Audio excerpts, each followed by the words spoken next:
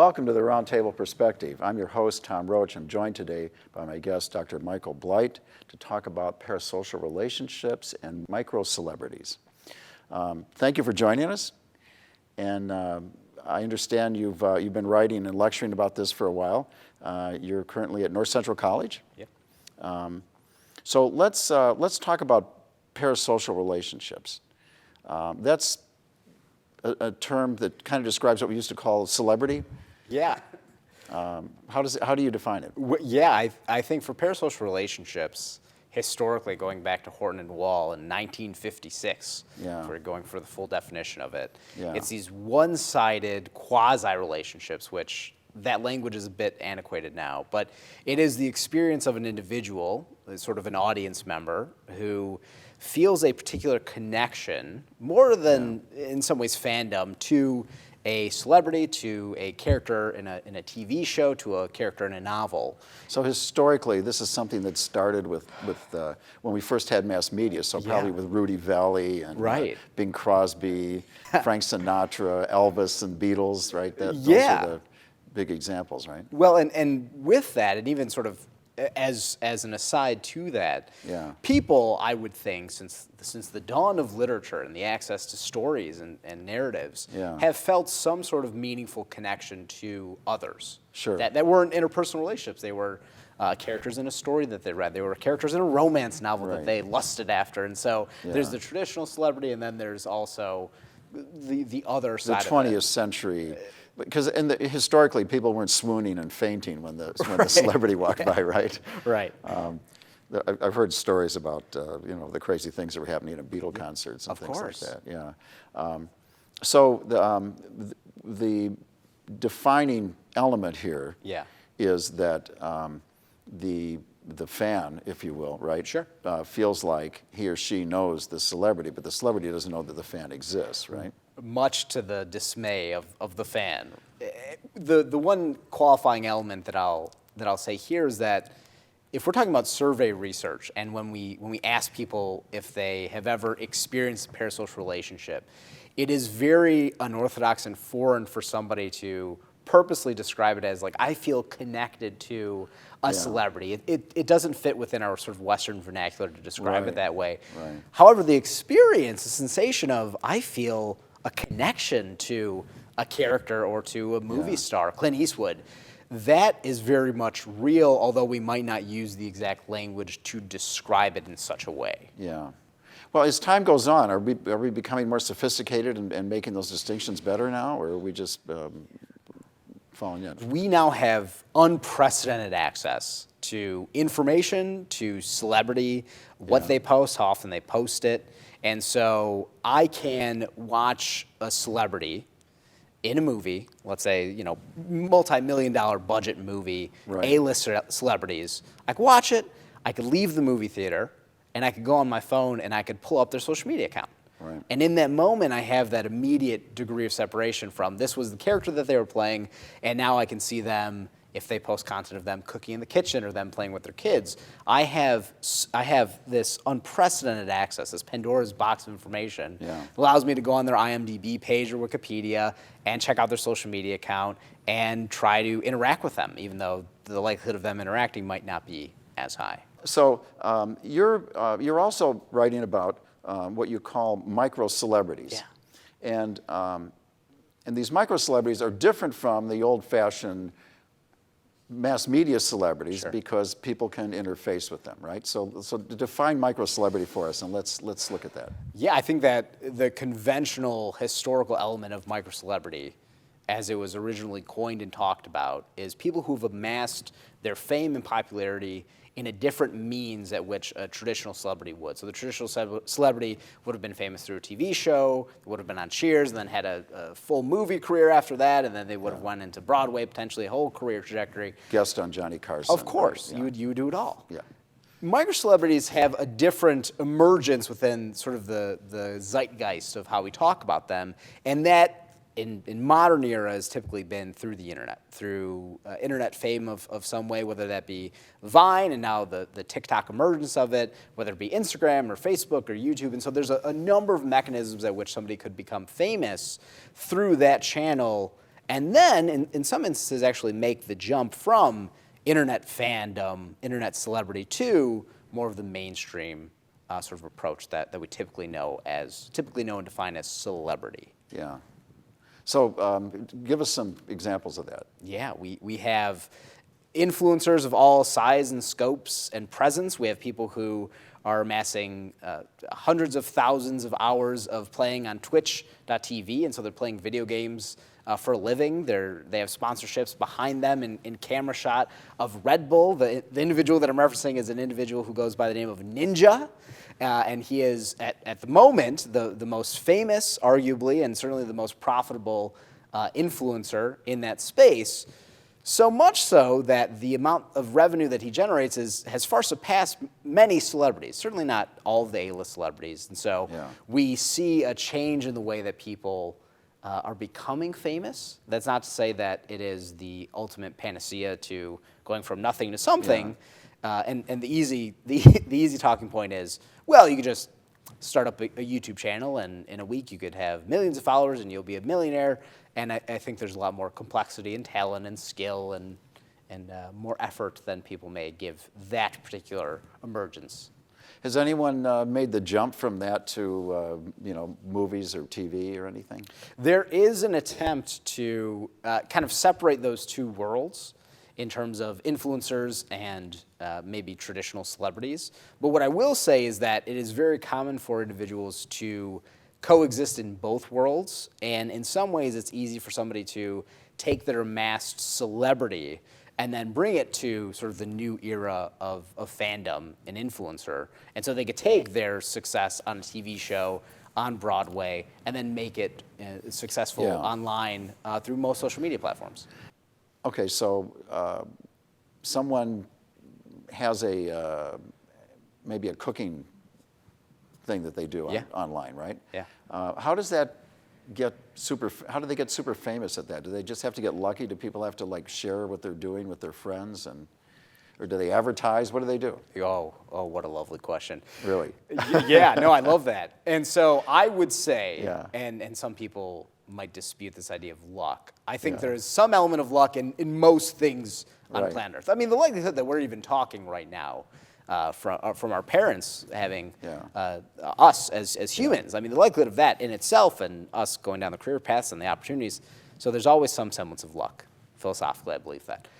But at the ground level, if you are making an account on YouTube or Instagram, everyone starts at the same step. Step one, create an account, 0 followers, 0 people, 0 content created. Now, the amassing of people is this really kind of masterful conjunction of skill level. If we're talking about things like cooking, is a very visually, aesthetically driven sort of content. You need nice camera angles. You need a really crisp audio. So you're not talking about cooking skills, are you? No, but there's certainly an element of if somebody is a professional chef, went to culinary school, maybe worked in professional kitchens, that in conjunction with some pretty basic post-production elements, nice jump cuts, a nice audio, good visuals that represent that is a perfect storm to allow somebody to have the likelihood of success. Now, will that give them success by default? Probably not. There's a lot of perseverance. There's a vast amount of content that they have to create. There's marketing that goes into it. There's the sharing. There's the word of mouth element. So there is a lot that goes into the process of somebody going from step one of nothing to internet fandom or stardom in some way. That's interesting that it can start in your basement, essentially, right? When you think of the stories about movie stars in the past who were discovered waiting tables in Hollywood, of course, or I think that a lot of famous rock bands won contests, and things like that. But you actually have more control over that. If you're really talented and you know it, right? At something other than just putting your video together. I mean, if you really have a great voice or you have a really, really good band, I mean, you might get started like that on your own. That's a different scenario. That's a more democratic kind of fame, isn't it? It is, and what I will say is that it is very much embedded in the American dream, very much like the Horatio Alger myth of you can work hard and persevere and you will find success in America. Yeah. And we could point to traditional examples of people playing in their garage bands, of Bill Gates in a garage. We have lots of those that have existed for a long time, and we've pointed to those, and we say, you can do it. We sort of sell this really, I would say, fabricated myth to young adults, say, like, if you just work really hard, you might be able to find success, which in many cases is true, but there's elements of talent, there's elements of working really hard, the 10,000-hour rule. Malcolm Gladwell will be ecstatic that you're referencing some of that literature that he published a lot of books in. Well, I thought the Beatles were a great example of course. it. Yeah, but to that point, Yeah. there is no success strictly based on the potential for talent. Right. At some point, Paul McCartney had to start putting together lyrics He and had to write performing. yesterday, right. You had to do that. And so without the actual execution of it, a lot of it is sort of a pipe dream of an idea that you can accomplish it, which I realize as I say it sounds like a very dismal, pessimistic perspective to have. But for somebody to have a really successful cooking show, there's a show online on YouTube, one of the most successful ones called Binging with Babish. And he's this individual who has a YouTube setup in his kitchen in somewhere in New York. I think it might be in Manhattan. Yeah. And his degree of actual culinary skill in conjunction with the actual quality of video and a silky smooth voice. It is the perfect storm of what you would want from a visually appealing show that you would have gotten 20 years ago when Rachel Ray emerged as somebody on a traditional television network, on the Food Network. Yeah. All of those elements just happen to be captured in somebody's apartment with maybe an iPhone as opposed to a full production set and somebody who's giving cue cards and giving time cards. All of that is sort of independently accessed from the individual. So if someone wanted to check out some really good examples, what would you recommend they look up? Yeah, I would say Binging with Babish if we're Binging with Babish. With Babish, yeah. If we're sticking on food, but I will say, if we look at the bell curve of skill, of culinary expertise, I am at the center of it. I am a very average chef. Yeah. Not great, not bad. Got a couple of signature items in my household. Really? Big hit with the kids. Chicken Parmesan, we can make that happen. Have you thought about going online with this? I have not, no. Okay.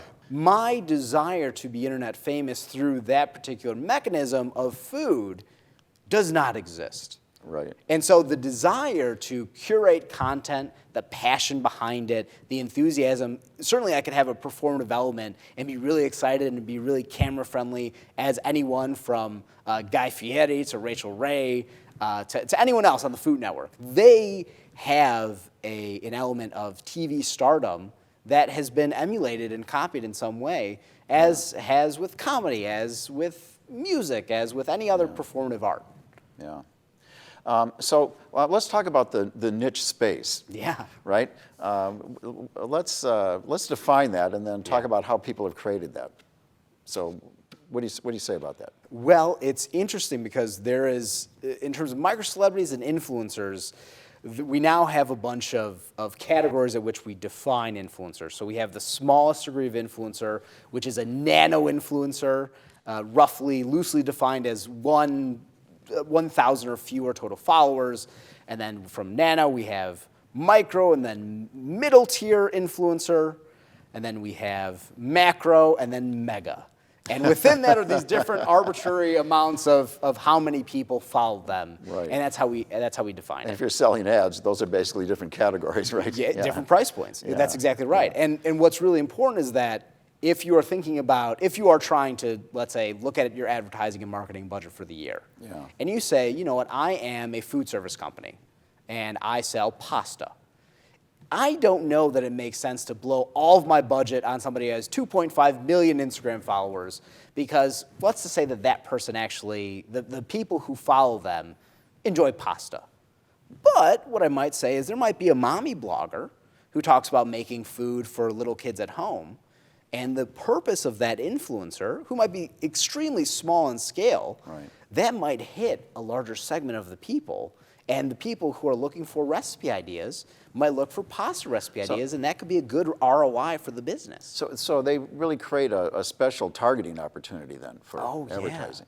Yeah, which is particularly fascinating because as influencers have become more sophisticated in terms of earning potential, what they can charge for an advertisement, for a product placement or something that they're doing. Hey, this week I'm going to make a really good mac and cheese recipe, all homemade organic ingredients. That could be their target niche. Everything that you could get, 3 ingredients or less, and I'm starting with Barilla pasta. I love Barilla for X, Y, and Z. And that, by the way, that product placement... I think you're really cut out for this. You need to reconsider. But what I would say is that the purpose, there is a niche wherein you could hit 80% of 1,000 followers versus, let's say, 1% of 1 million followers. Yeah. And so the math might shake out that it's a cheaper, more effective way of doing product placement, which, for the record, historically, in terms of PR marketing and advertisement, those considerations of ad spots on the radio versus a billboard on the side of the road, those have been in the minds of ad agencies all over the world forever. Yeah. It just happens to be in the realm of social media and different new media. Yeah, I used to run political campaigns, and the statistics said that if you mailed something to people's houses, you might get 1 out of 10 votes. Yeah. For every house you hit. But if the candidate shakes somebody's hand, Sure. Every 3 people, 2 of them are going to vote for the candidate. Shake a hand, kiss a baby. Yeah, but what's interesting about that is now there are opportunities to engage audiences unlike sort of never before, to sort of revisit this idea of celebrity. And there are audiences that are predisposed to your product. Of for course. Service. Yeah, and so even if, what's to say that it's actually the celebrity or the influencer responding? And it might be a social media manager who runs the account. Sure. But the experience, the phenomena of, hey, I had a question, a couple of keystrokes, hit send, and you get a response from the official account, that generates a degree of excitement, of enthusiasm, of, oh my goodness, showing to your spouse, oh my goodness, can you believe insert celebrity responded to me? This made my day. And that engagement, that interaction, historically, you would never have access to. Right, and it reminds me of Ferdinand Tooney's Gemeinschaft, Gesellschaft theory. He believed that mass media would be Gesellschaft, right, because it's impersonal, but Gemeinschaft is your next door relationship with your next door neighbor. It's Mayberry versus New York, basically. Right. And so the candidate shaking hands, that's Gemeinschaft. The celebrity responding on email or in a with a tweet or something, that's also Gemeinschaft, right? And that's what we're more likely to respond to, right? And he came up with that theory 100 years ago, right? Yeah. What's fascinating about that is even the observance of behavior. So let's say I tweet at a celebrity and they retweet me. Other individuals who see that retweet from a random person. I have 20 followers, let's say, on Twitter. I tweet at the celebrity, they respond to me, quote, retweet.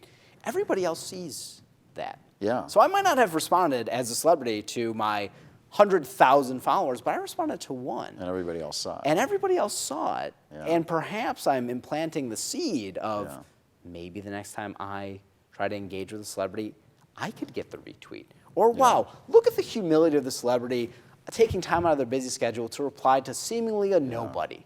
I'm also a nobody. Maybe they'll respond to me. And so it is fascinating to think about the psyche of an individual who might be not necessarily the recipient of interactive behavior, but the observance of the behavior in itself might actually create a reaction, as though you see a celebrity walking down the street, somebody says hi to them, they say, hey, do you want me to sign something for you? It's not something that you get to add to your memorabilia collection, but you saw it happen, and maybe you saw it at the end of a game, and they threw you their game-winning shoes, and you thought, oh my goodness, I can't believe that kid got those shoes. I'm going to look on eBay for shoes just like it. And so that phenomena happens in a different way, but I want to say it's so dramatically different that they're incomparable in many ways. Yeah. Well, it's interesting that the person who the celebrity responds to, who then posts on Facebook or whatever, right?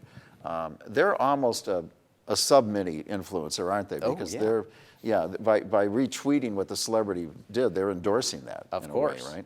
Well, and there is a sense of obligation for social movements in particular, that we look to celebrity, big or small, to be the voice of reason.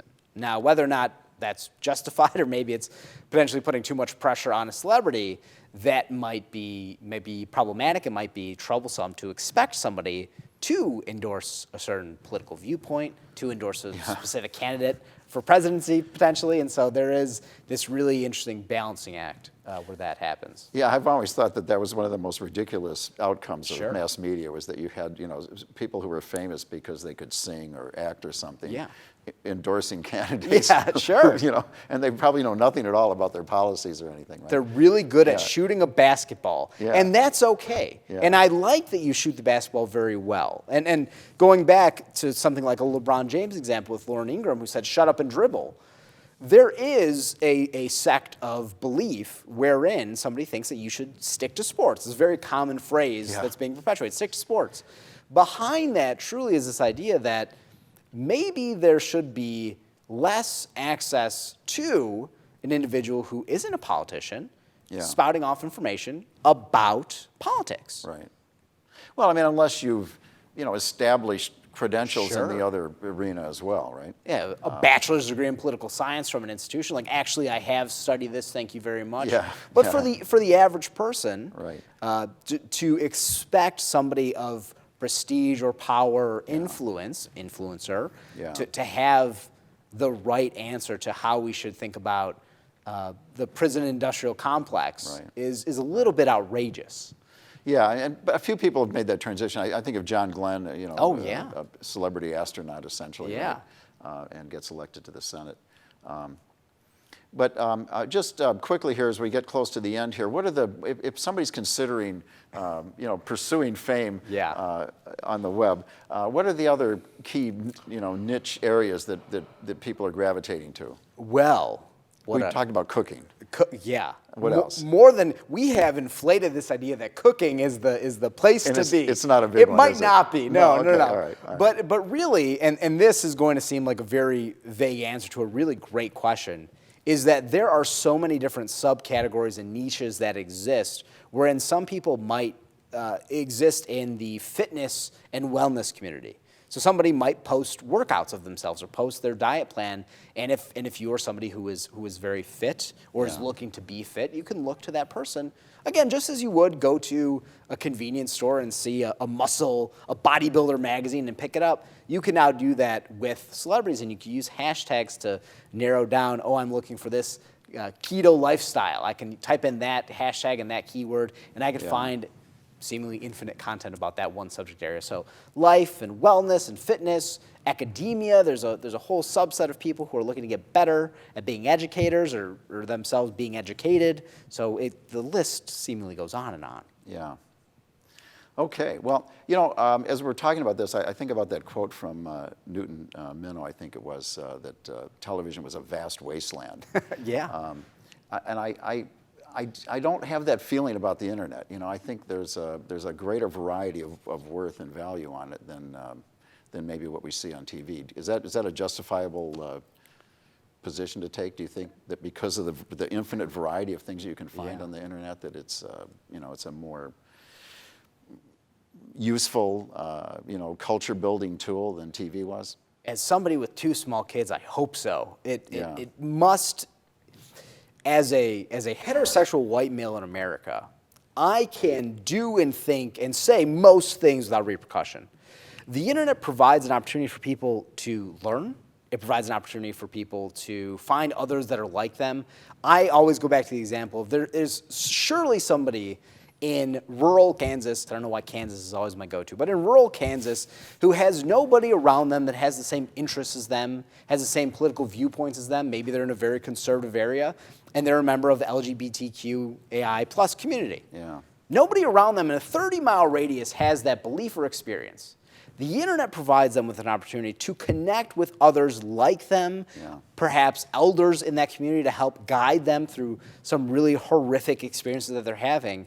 And so with that provides the opportunity not necessarily the fulfillment, but the opportunity to seek out like-minded people, seek out new opportunities. We have, as educators, we think that higher education is a good thing, but there are alternatives to becoming educated. We have things as simple as Wikipedia, things as complex as Khan Academy. I've grown to respect Wikipedia. And everything in between. Free resources that people have spent time curating for the betterment of society. For somebody who wants to learn calculus, but they've already capped out all of their high school math classes, they can go on YouTube and type in calculus tutorial, and I don't know how many thousands of hits that will provide. Right, and it probably will. And it will, hopefully.